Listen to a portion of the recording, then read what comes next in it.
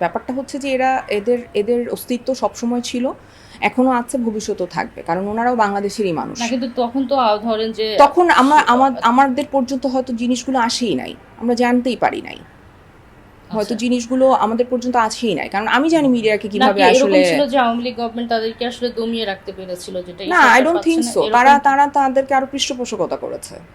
আমি এটা বিশ্বাসই করি না। আমি নিজে দেখেছি তাদের পৃষ্ঠপোষকতা করতে। সো আমি এটা বিশ্বাসই করি না যে তখন তখন দমিয়েছিল, এখন নাই। তখনও নানান রকমের ঘটনা ঘটেছে, হয়তো সেগুলো মিডিয়া পর্যন্তই আসে নাই, আমরা জানিই নাই। কিন্তু এখন এখন ডেফিনেটলি এটা বেড়েছে।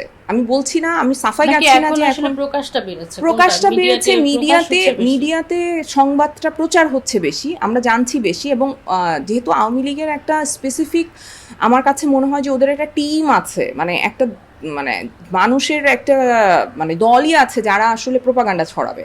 তো তারা তাদের ওই কাজটা তারা খুব করছে, এবং মানুষকে বাজে কমেন্ট করবে, মানুষকে অ্যাটাক করবে, এইটা কিন্তু তারা একদম ডেডিকেটেডলি করে।